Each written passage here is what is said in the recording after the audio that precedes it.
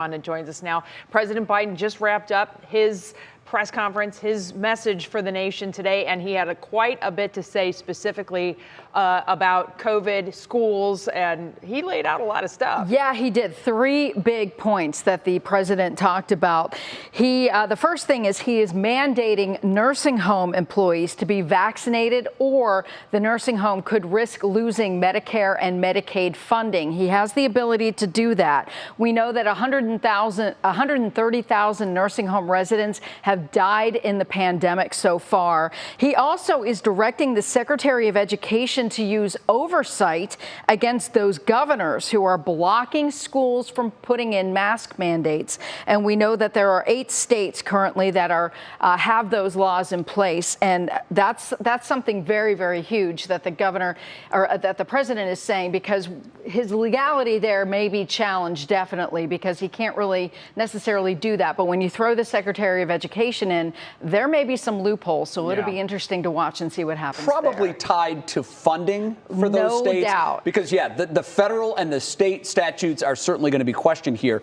One thing that I want to ask you about is the booster shot, because that's all the talk right now. It seems that he has a very defined plan moving forward for who can get them and when they can get them. What did you take from it? All right, well, we've all known boosters might be likely now, and now the plan is to get ahead of the virus and get the boosters in arms before they're actually needed. So while the vaccines are still relatively good at decreasing your chances of hospitalization and death, research around the world is showing it may decline there as well. So a booster plan is in place for those over age 18. So those who are immunocompromised can make appointments for a 3rd dose right now. Pending FDA and CDC approval, the week of September 20th, 3rd doses of Pfizer or Moderna vaccines will be made available to nursing homes, the elderly, healthcare workers, and emergency workers, anybody who got vaccinated before January 20th. Now, those 18 and older will be eligible 8 months from the date of your 2nd dose. The J&J vaccine will also likely need a booster, but research is still being conducted. And remember, that one didn't start until March, so there is time to wait. So why is this happening? Lots of reasons. We're watching other countries, the experience of other countries carefully, and concerned that we too will see what Israel is seeing, which is worsening infections over time. You don't want to find yourself behind playing catch up. Better stay ahead of it than chasing after it. 90% of Americans live within 5 miles of a place where they can get their free vaccine. You don't need to get your vaccine on the actual date you're eligible, but as close as possible, and you will need your vaccination card. And because of it's only 18 and up, the reason for that is that the FDA is still needing to figure out whether or not the dose for a 3rd dose for those under 18 is safe. So that's why. But you know what? They got theirs later too, so there's time to wait. Many of those questions that we didn't have answers to, such as how long will the vaccine be effective for? Will we need that? Those now, we're starting to fill in those blanks. Yeah, and the thing is, we're seeing it from elsewhere in the world because they've been dealing with Delta longer than we have. Right. So the plan here is to get ahead of it and get these boosters in arms before we're dealing with what everybody else is dealing with. And we're going into our cold season, which is when everybody expects this thing to spike again. So it's all coming together at the same time. You got it. Monica, thank you very much. Well, now on your feed at 5, we're continuing that conversation about COVID-19 on the local level. State and local agencies are making another push for preventative action against COVID-19. Officials are making the plea for more to get vaccinated and are encouraging people to wear a mask. Amani Abraham has more. With rising cases and the spread of the Delta variant, the focus remains on wearing a mask and getting vaccinated. But we have the power to choose to end it, to end the spread, limit the propagation, and really minimize the impact of this virus and this pandemic on our culture. And I think we have to make the choice to do that. The Ohio Department of Health joining medical experts around the state discussing how to prevent the spread of the virus with the attention on protecting kids. It comes after Governor Mike DeWine issued a strong message on Tuesday, encouraging students to wear a mask and get vaccinated if they're able to get the shot. Last night, Fairview Park schools updated their policy to require students to wear a mask. We want those social interactions with students in front of us in our classrooms. So maintaining safety and getting back to a consistent educational environment is what we strive to do. Cleveland and Akron school districts also have policies requiring masks in the classroom, but for some schools, masks are still optional. Chardon Local Schools issued a letter stating that making masks mandatory continues to be a, quote, divisive issue, but recently announced that they are considering offering fully masked classrooms at the kindergarten level for students choosing to wear the mask at all times. At the county level, Cuyahoga County announcing that beginning next Monday, they will provide all county employees with 4 vaccination locations to get their shots during the workday, with a possible incentive. I'm asking County Council to provide a $100 incentive to our employees who get vaccinated. Earlier this week, Cuyahoga County Common Pleas Court judges voted to require vaccines for all employees. And Cuyahoga County is still asking for suggestions on how to best use $240 million from the federal government under the American Rescue Plan Act. They received about 400 suggestions so far, and they're still actively accepting ideas on their website. Betsy? Well, Manny, I can tell you there are a lot of parents out there who are still waiting for word on what we are supposed to do with our kids when they head back to school. What are you hearing from school officials on their policies? What goes into making this decision? Were they going to let us all know? Yeah, right now it's a fluid situation. School officials say they got their eyes and ears on updates from health officials. So whether we see cases rise or drop could mean the difference between mandatory and optional mask policies. And these policies, of course, can change at any time. All right. Thanks so much, Manny. Appreciate the update. Well, Betsy, staying with masks, if you're planning on traveling, keep that mask very close. TSA is now extending mask requirements on flights, buses, and trains through January 18th. You may remember the original mandate was set to end on September 13th. The labor union, representing about 50,000 flight attendants, supported the extension. Many airlines, including Southwest and Spirit Airlines, are dealing with an increase in cancellations as well as a drop in bookings because of our spike in cases. Going to make a pivot now to another major story we continue to follow, the latest from Cedar Point. 3 days later, and there are still more questions than answers about what left a woman injured at Cedar Point on Sunday. Sarah Schuchman picked up our investigation today, and Sarah joins us now on the What's New set with the very latest. Sarah, good afternoon to you. What's the latest from the park itself on the incident? What are we hearing from them? Well, Jay and Betsy, Cedar Point did tell us today through a spokesperson that they are continuing to focus on the guest and her family. And we know that the Top Thrill Dragster is still closed, but that's it. That is all we're hearing. The park and its own first responders are refusing to share any other details. We don't know who she is or, more importantly, how she's doing now.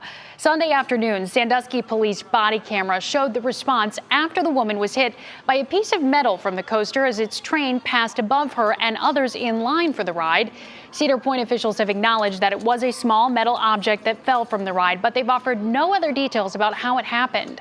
Ohio has some of the toughest ride safety rules in the country, and state inspectors from the Department of Agriculture were out at the park on Monday, and they left these markers along the track and cars you'll see here. The results of their investigation, though, could take some time. While it's clear that no one wished for this to happen, it's how Cedar Point's handling things now that has many people really concerned here.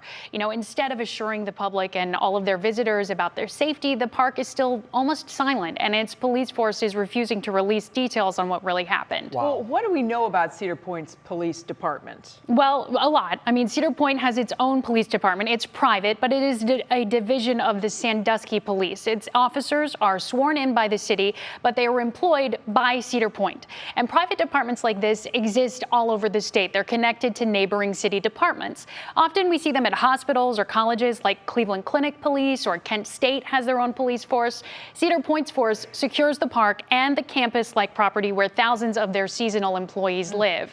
Now, a Supreme Court decision back in 2015 made it clear that even these private police agencies are held to that same Ohio public record law that other police forces are. So they have to release what are public records. So far, the response has not met that standard. So we're going to keep on them. All right. Wow. Lots to come. Sarah, thanks very much. We'll stay on this. Next on What's New, what's more effective, high intensity or low intensity workouts? While the debate rages, it may be the fact that really there's no right answer here. We'll talk about that. And we have new wedding date details, a look inside Paris Hilton's plans for her big day, ahead in Pop Break. And Matt Wintz over in the Weather Center. Matt, how's the forecast look tonight? Well, I'll tell you what, still kind of murky outside, Jay. We continue with that thick humidity outside. Still some spotty showers around northeast Ohio as we speak as the remnants of Fred push out towards the north and the east. What do we have in the days to come? Well, we're tracking a cold front in here this weekend. We'll time that out, take you through the next 7 days when we come back.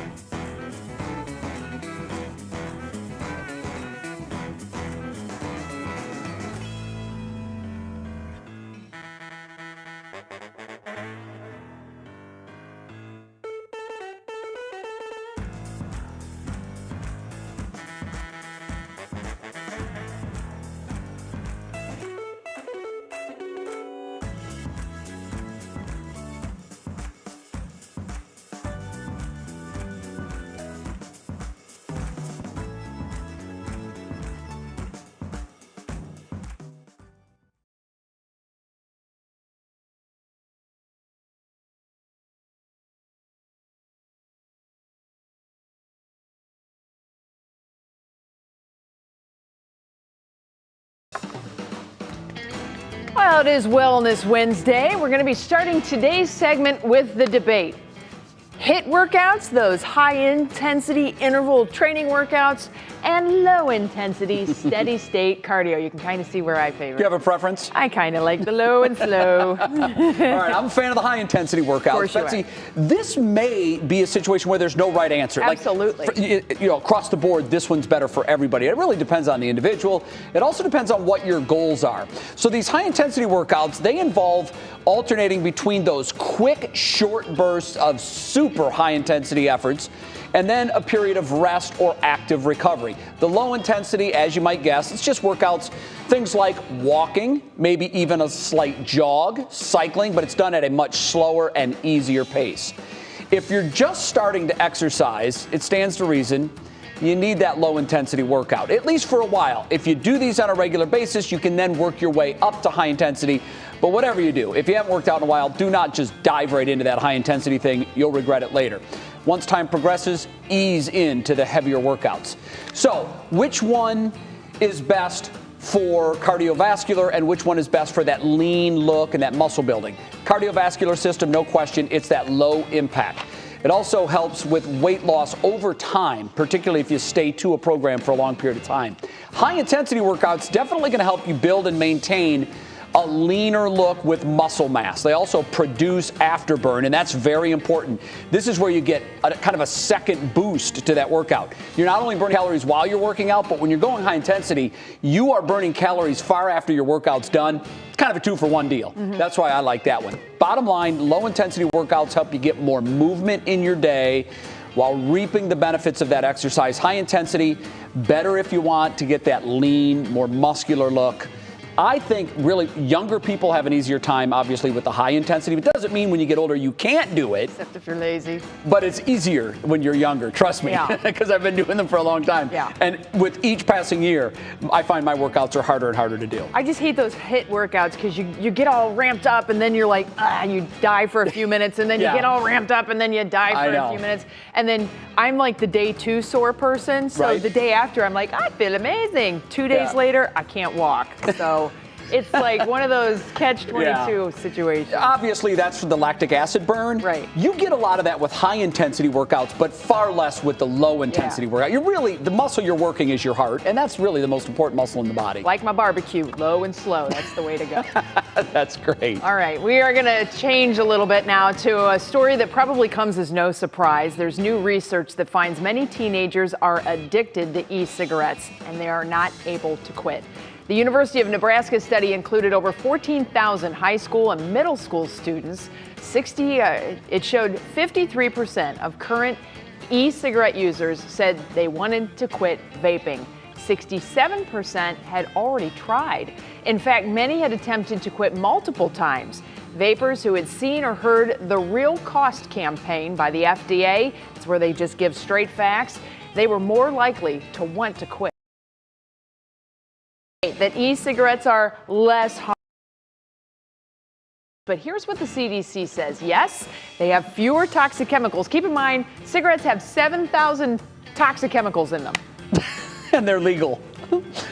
Okay? I'm sorry. Highly addicting. Yeah. So it's kind of that thing that you feed the beast. And I feel very bad for the people who are addicted and they want to stop. But those e-cigarettes, it's the same story. They do and can contain harmful substances like nicotine, lead, cancer-causing agents. There's metal that's been seen in them. There are irreversible lung-damaging chemicals in them, some of them. And it's a scary situation. I'm sure there's parents who are very worried about this. Their kid wants to get out. They don't have the resources to do it. Keep in mind that Real Cost campaign from the FDA actually has some really great information in there, a lot of links and resources that families can use to follow up. Information is power. Yep. Here's the best thing you can hear about all of this. Don't start.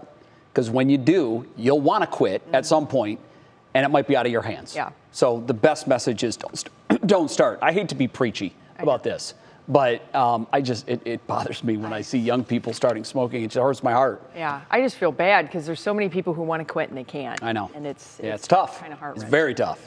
Well, I'll tell you what, the weather is probably not helping a lot of people's moods today. A little murky out there. We have seen some peeks of sun, so there's that. Yeah. There's a live look outside over Progressive Field. So Gross. some nice cumulus clouds. We need to clean the lens on that. Can you see the spot? Yeah. Look at the spots we have. What Those is aren't going raindrops? on? No. So it's Betsy, just I think dirt. that's from you leaving yesterday. We're peeling out of the station, all the mud flung all the way up to our camera there. It happens. I Heard was you ready to leaving. go home. We used to have a windshield wiper on it. We used to be able to windshield wipe it, but I think that's broken. I think I'll climb up there tomorrow with my squeegee and clean that That'd off. be great. Please do. I think Yeah. our windshield wiper just needed replaced, and every 4,000 miles, whatever that was. Matt, your word today is habit. Coming off that last story. Sure.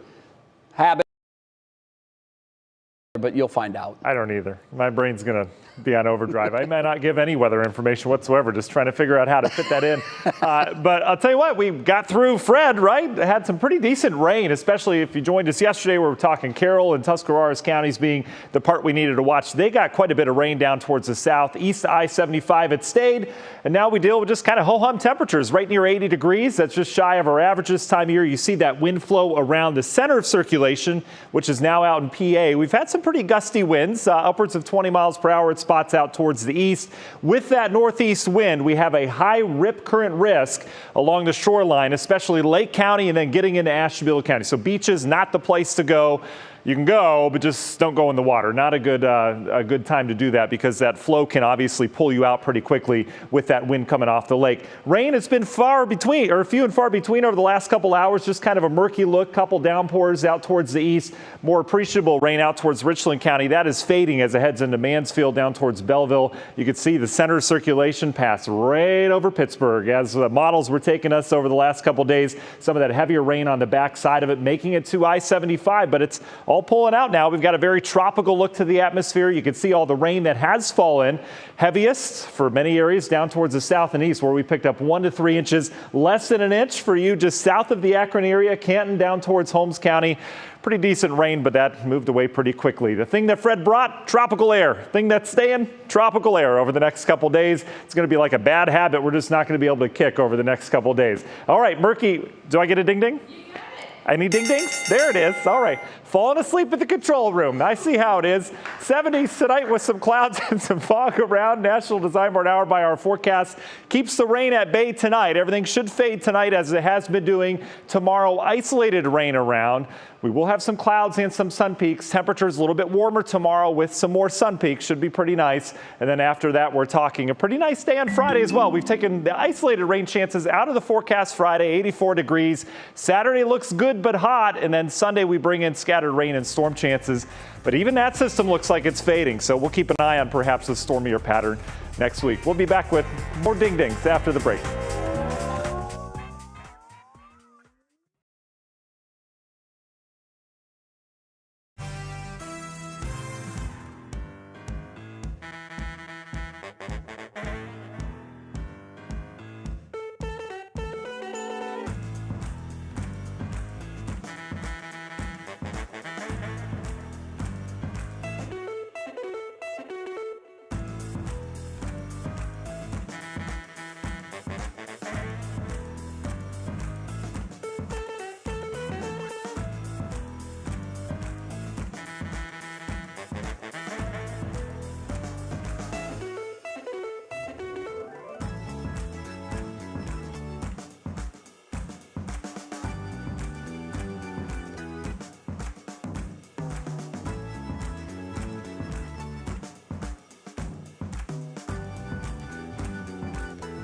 Yeah, he's like, my daughter's entrepreneurship. I was like, okay.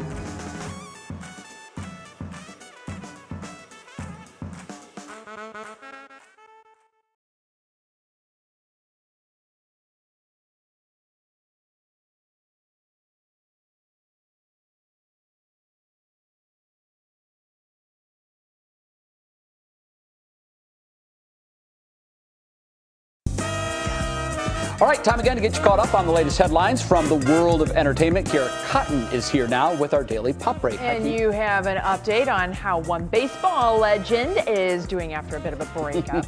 I do. That's right. We talked about it earlier this week. We've all been wondering how A-Rod is doing after his breakup from Jennifer Lopez. Well, apparently he's doing better than we thought, and he's sharing a message we could all use. The retired New York Yankees player in a recent interview said that he and his daughters are focused on the future and the positive things in their lives. He described his time with Lopez and their blended family as an incredible life and partnership, but things happen, and he's in a great place in focusing on his daughters and entrepreneurship. Now we have an opportunity to take that and move forward and say, you know what, we're so grateful for the last 5 years. How do we make the next 5 years better because of lessons learned? And we all know that Paris Hilton isn't the best at living the simple life, and her wedding will certainly prove that. In a recent interview, the 40-year-old spilled the beans on her, quote, very stressful planning process. Hilton's wedding to Carter Room is slated to be a 3-day affair with not 1, not 2, but 10 different dresses. Hilton says she's excited for her big day and to introduce fans to her fiancé. The pair have been documenting their journey for an upcoming docuseries, Paris in Love. Their wedding will be filmed for the series and is set to debut on NBC's Peacock. And finally, congratulations are in order for Scarlett Johansson and Colin Jost, who recently welcomed their first child together. Jost apparently let the news slip during a stand-up over the weekend and confirmed on Instagram the baby boy's name today. Welcome to the world, baby Cosmo. Wow. So we've got weddings, babies, tons of good news in Pop Break today. It is, and I have to say, anytime I stay at a Hilton, I think of Paris Hilton. So you're welcome, Paris, for your 10 dresses. Exactly. Courtesy of my $119 a 3-day night affair. room rate. That's crazy. I'm stunned by that. I thought she'd have a real quiet, understated thing. No cameras, of course. You know, quick 15-minute ceremony, friends and family only. This news blows me away. Right? It's so out of character for her. Oh, yeah. Thanks, Kiara. Sure thing. It's time now for our Worth the Watch. And where do you see this? One keeper at a reptile zoo in Fountain Valley, California, doing her daily thing. Watch. This little guy's like, hey, I'm hungry. And so he's just going to keep on coming. Yep, here you go. Okay, come on. Guess what? He's coming out. Now, look, she is not running away. She's standing there laughing and looking at the camera.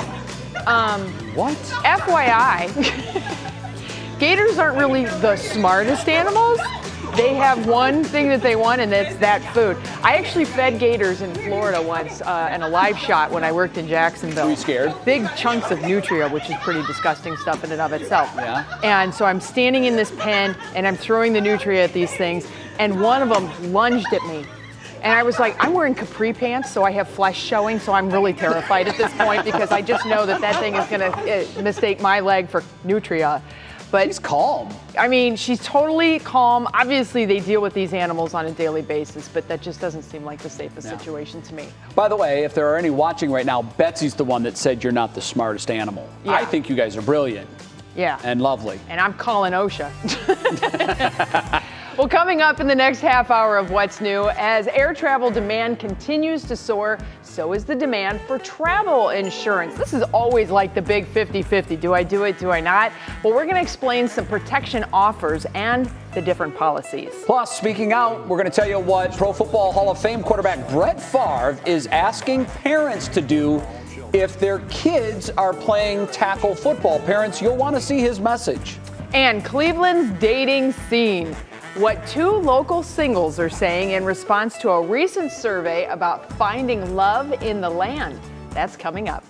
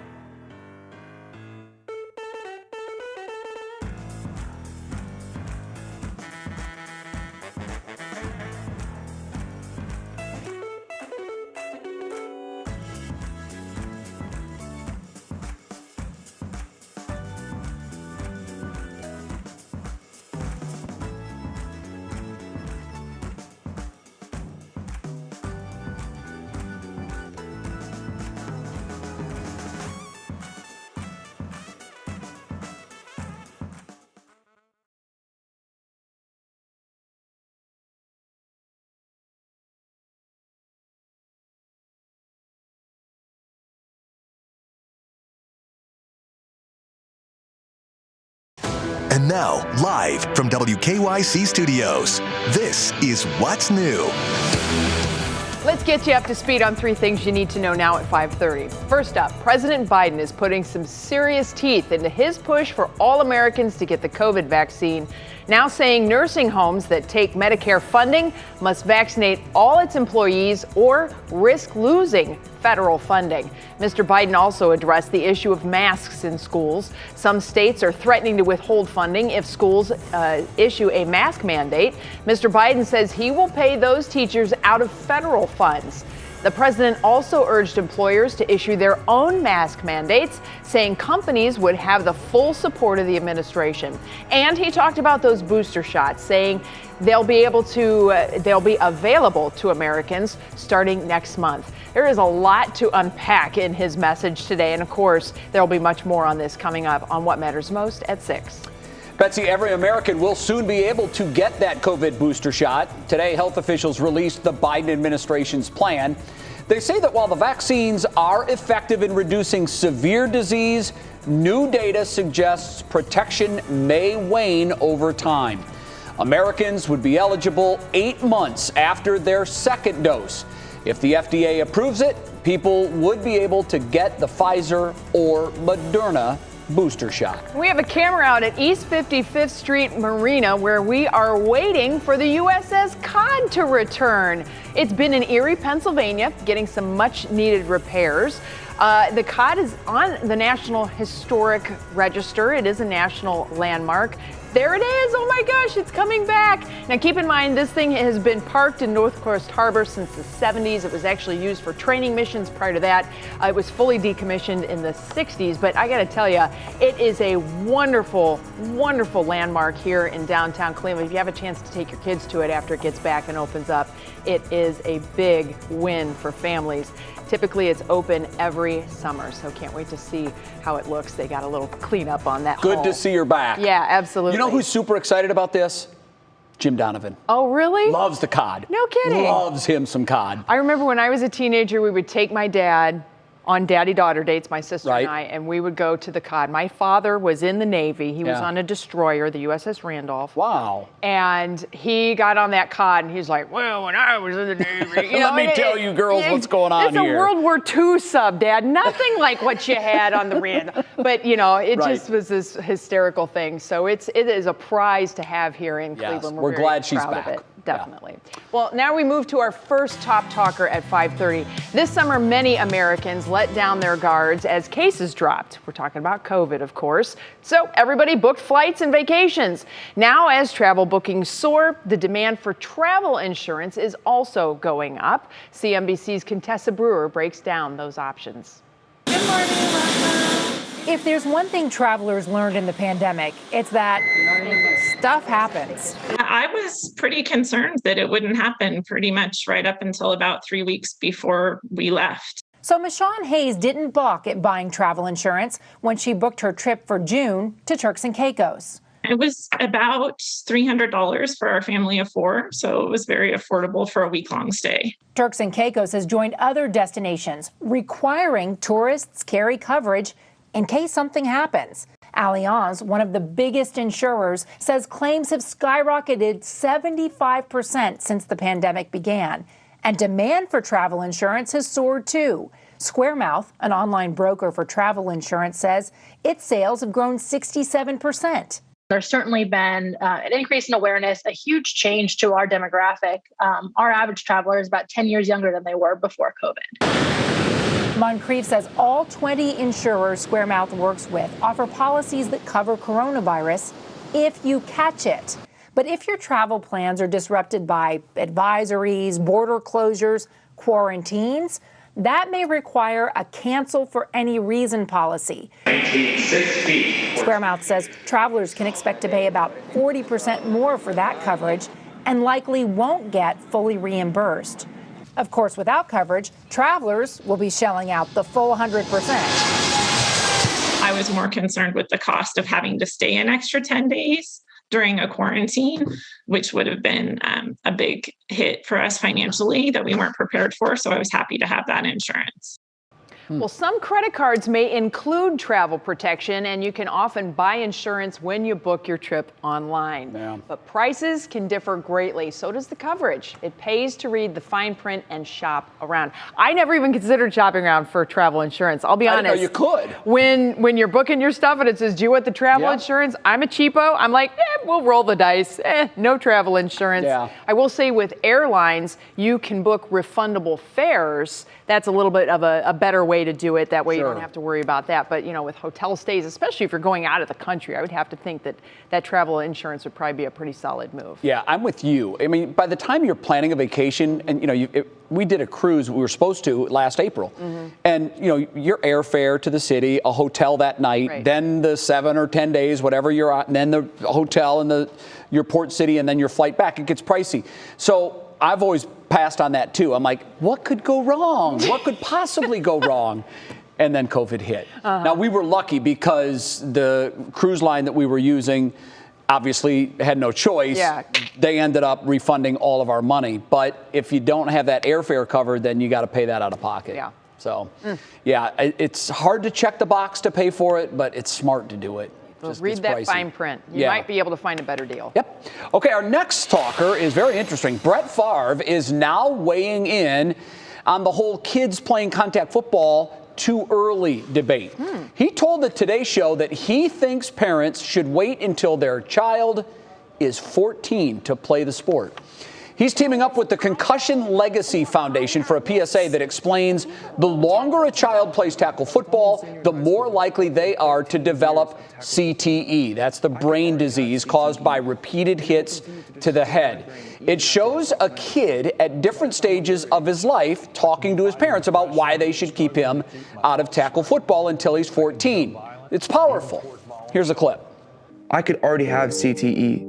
And it will continue to destroy my brain even after I stop playing. So by the time I'm your age, I could be fighting depression, struggling to keep my thoughts straight. I could become violent, even towards my own children. When I'm your age, what will matter to me is not my youth football career, but that, like you, I'm a great parent and I can provide for my family. So please, keep me out of tackle football until I'm 14. It's pretty powerful. Trust me when I tell you that they are cringing at Park Avenue in New York City at the NFL offices to see one of the game's brightest and most beloved stars speaking out against kids playing the sport before they turn 14. New data from the U.S. Department of Veterans Affairs and other organizations show that 25% of the high school football players who had passed away from other causes upon inspection of their brains after death, amazingly, 25% of them already had CTE. Wow. They studied 65 players' brains. 16 of these brains had CTE, and only one of them started playing tackle football after the age of 14. This is a story. Unfortunately, there's no test for CTE in the living. You only find it if the deceased volunteers for their brain to be examined, and then they see the proteins that are present with CTE. It is going to be one of the #1 headlines in this country when it comes to football moving forward, because if science eventually comes up with a test to detect it in the living, it will be a major blow to football on all levels, particularly high school. But remember, high school feeds college. College feeds pro. And I know it's hard to imagine at this point because the popularity of NFL is unspeakable, but the future of the sport could be in serious jeopardy if they find a test for CTE in the living. They've been worried about it because that's why they keep doing all this stuff about safety, Yes. and new helmets, new this, new that. But the fact of the matter is you're still getting nailed by a full-grown man or, another colleague, and that can do bad things. Yeah. It's rough. Okay, still ahead, we're already gearing up for the 2022 Major League Baseball season. A couple of weeks ago, we told you what the Indians' regular season schedule looks like when they become the Guardians next year. Now, we have their spring training schedule for you. Then, is it really the best city for singles? We're going to tell you about a new survey and if it ranks in line with the real-world dating experience of those here in Cleveland. course, weather would probably, I'm sure, play a role in that. It plays a role in everything, doesn't it? So, Matt, what do you have for us as far as our weather in a Giphy? Yeah, lots of time to be inside, that's for sure. Snuggling up. You know what? It's been so cloudy last few days. The sun came out on my way to work. Felt like this is just what I needed to do, to slap them on. I would be this guy in the middle where they fall off. But I'm sure everyone enjoyed the peak of sunshine that we had this afternoon. There's more of that on the way over the next couple days. We'll bring that forecast to you coming up after the break.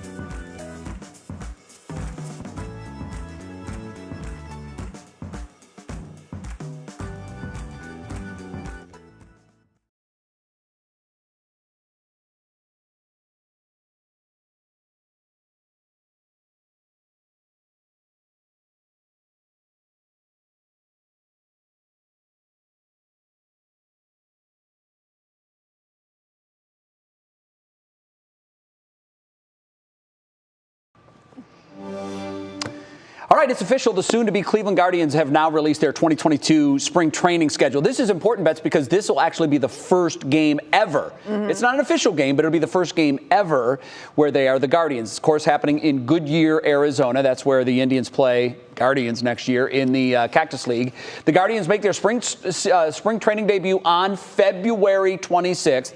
It always is against the Reds because they share their complex out there. So the Indians will be the home team for that game, or the Guardians will be the home team for that game. It's a good year. You can get the full schedule and spring training up on our website and our app, WKYC.com, the 3 News app as well. Well, this Friday, the Indians are home. They're hosting the Angels, and we'll be airing that game live right here on Channel 3. Coverage starts at 7 following NBC Nightly News. First pitch is at 7:10. As of right now, weather for that game looks phenomenal. It's going to be a beautiful summer night here in the land, so certainly we are looking forward to that. Matt, you'll have more details on the entirety of the forecast going forward, right? Yeah, we're going to dry out the next 2 days as it looks right now. There will still be some rain around this tropical atmosphere, but yeah, it looks much quieter, at least on radar, over at least the next really 2.5 days as it looks right now. Big picture. Now we're saying goodbye to the remnants of Fred. That moisture is now gone. We've got some lingering moisture back in place. You can see we've sparked some downpours that have faded near the Mansfield area. We're getting some new ones that are developing down in areas near Tuscarawas counties.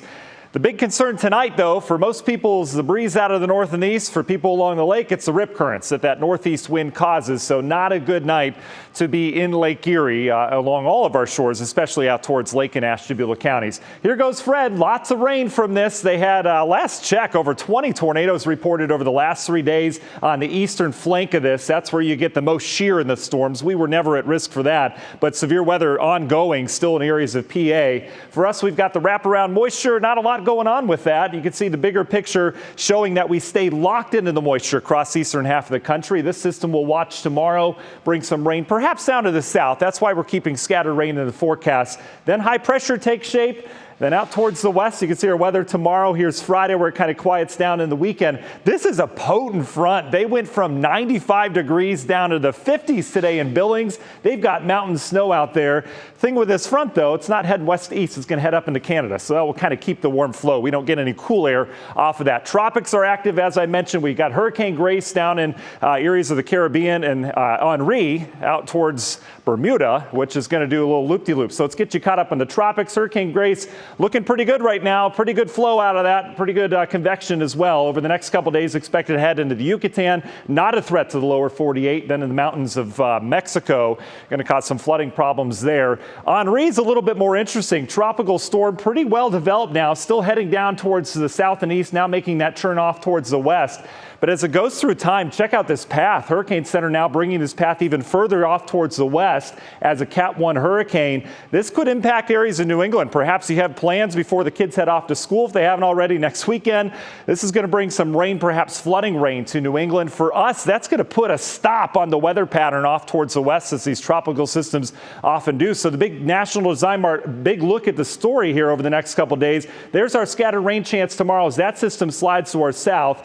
There's the front off towards the west as we stay dry the next couple days. But here's Henri and the moisture from it kind of putting a stop on everything. So we may have a slower pattern with perhaps some lingering rain chances on Sunday. But it does look overall we are going to be one of the drier spots in the eastern half of the country. 7-day forecast brought to you by Union Home Mortgage. 82 tomorrow with some lingering showers. Otherwise, we're dry. Friday looks great. Saturday looks great but warm. And then Sunday we bring in those scattered rain and storm chances.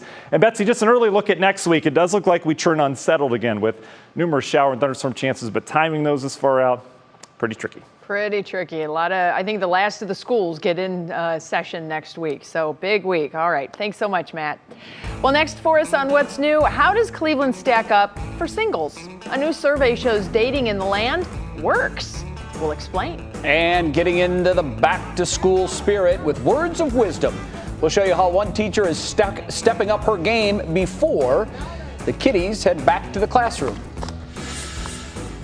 And as we head to break, here's a funny video of a chocolate lab. Betsy, this dog, balances drinks on his rear end. Oh, my word. Everything from a teapot to pop cans, bottles, even Betsy, a full cup of coffee. Oh. That is downward dog, folks. Look at that.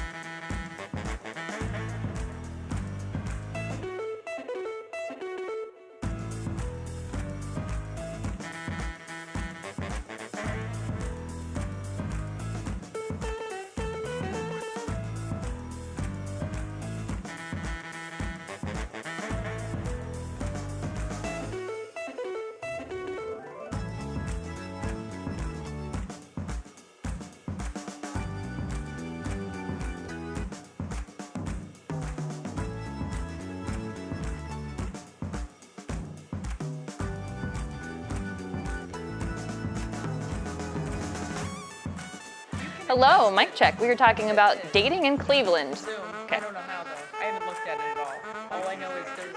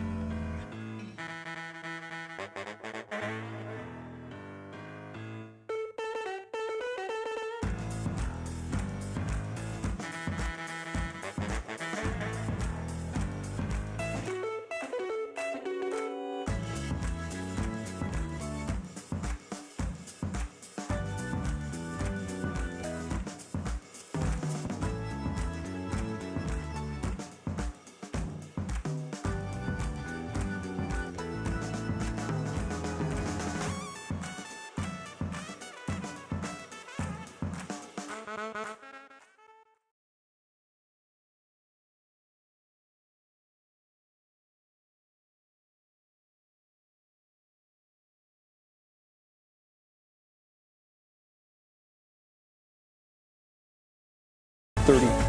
Whoa, we have a special edition that's clicking in Cleveland right now. Betsy's telling us a little story about raising her little babies. Yeah, never heard.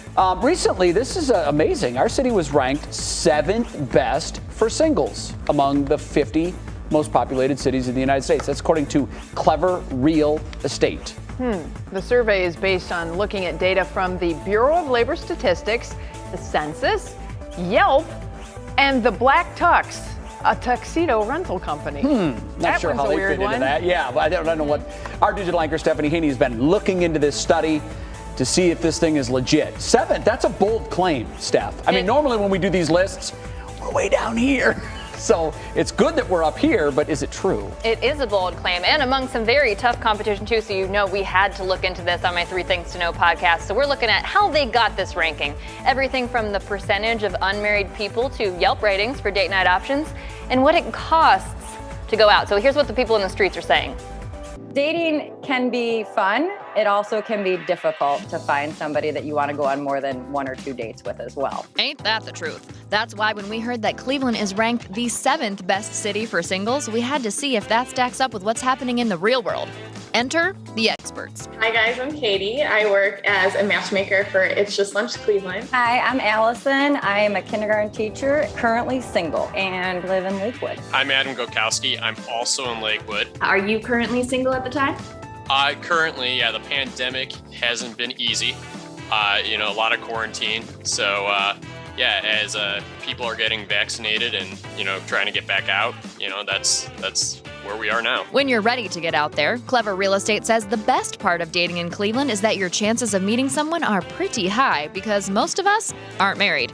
And our daters say those connections are still starting online. I am an app user when I am dating. I stick with Hinge pretty much right now. I feel like some of the other ones are for a younger crowd. Once you get that date lined up, the survey says it's relatively cheap to take someone out in Cleveland, with the average date coming in below the national average at just over $101. Our daters, though, think that number is off. $100, I might be selling myself cheap on air right now, but I can't imagine. Okay, so you're saying it's high. You think you can have a date for 2 people less than $101? Oh, for sure. You could probably split it down to 75. That sounds suspect to me, but regardless of what you're paying, the survey says options for a night out are pretty good too, and our matchmaker agrees. I think that Cleveland specifically just never has a shortage of things to do. I mean, there's restaurants that have live music. There's always something going on somewhere. There's festivals. So I think to not find a place to want to date in Cleveland would be extremely difficult. So what's the verdict? Does Clever Real Estate's ranking line up with the real-world dating experience in Cleveland? Maybe Cleveland is one of the top 7 cities for singles. I don't know. How do we feel? Do we agree with that? Yeah. I think so. Yes. Love to see that enthusiasm. Ever the cheerleader for love. Now, this was very surprising to me, though. Cleveland ranks higher than New York City for singles. Way higher. Having just moved here from there, I was very surprised. New York is number 47, Jay and Betsy, in this study of 50 for single people. Probably for expense, for sure. It's got to be the priciest. Too many people. Lots of people for sure, but I think that's it because you lose points in this study for cost of living and also cost of taking someone out on a date. Yeah, so there you go. New York is very expensive to do that. But I would think with the drawing pool there, well, it's a metro area of like 15 million people or whatever, you'd think that they would have a high success rate, but maybe not. And I have to do an ad. Our producer, Monique, Oh, you're in trouble, Betsy. Just a gem. And Oh, you are in so much trouble right now. She's beautiful and smart and funny and she's talented. rapping you hard right now. And Jay and I will screen everyone who wants to date her. So you're in so much trouble. And I will jump in now to change the subject. Yeah, that's a good idea. There are lots of places to take people out. So I asked them, I got some tips from the daters and the matchmaker for their favorite spots. So make sure you go to wkyc.com/3thingstoknow, listen to the whole podcast, and you can get their suggestions for where to go out. Okay. I'll take my little ear speaker out. Yeah, you're in big trouble, Betsy. Wait a few minutes to pick that conversation up. You are in so much trouble.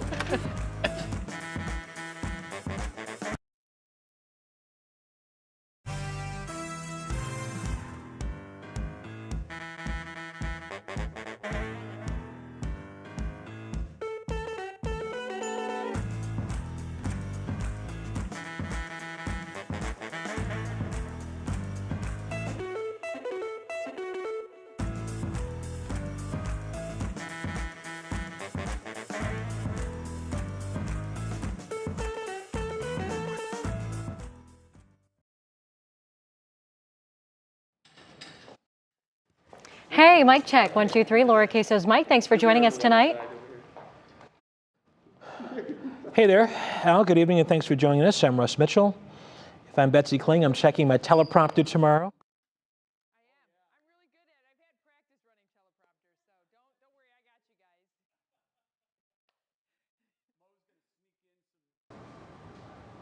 Bad lines for Betsy.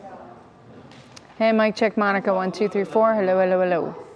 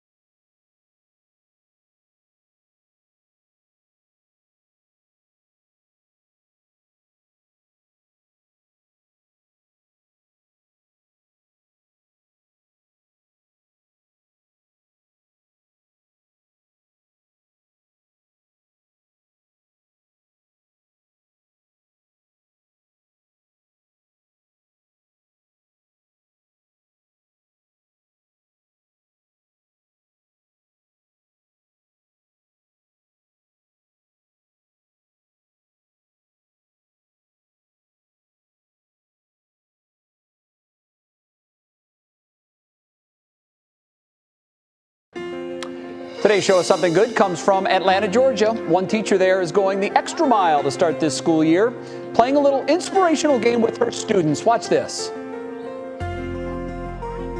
I am smart. That part. Go. I am a good person. Aww. Love it. I am awesome. Louder. All right, little positive reaffirmation there. It's Sierra Broadway with her 4th grade students' powerful self-love talk to start their school days. I think, Betsy, that is a wonderful idea. I really do. It's great. I think the kids get a lot out of that. They can hear what their classmates have to say. Yeah. What a great way to start that. We all should start our day. We should. It builds self-esteem. I am going to make it through the day today. We're out of time. Back tomorrow at 5. We hope to see you then. What Matters Most with Russ and Laura starts now. Now at 6, the new war on COVID. This remains a pandemic of the unvaccinated. With the Delta variant raging, the government makes a move that puts booster shots at the center of the fight against it. We have live team coverage on how the vaccine process will now work. Also, silence at Cedar Point. The amusement park still not revealing details about an accident that sent a woman to the hospital. What we've learned about the investigation into what happened. Gold Star Reflections. We pulled out, we left equipment there, we left Americans there. A Gold Star father explains his emotions as the crisis in Afghanistan deepens. And welcome home. After a much-needed overhaul, the USS Cod is back home and better than ever. From the WKYC studios, this is What Matters Most.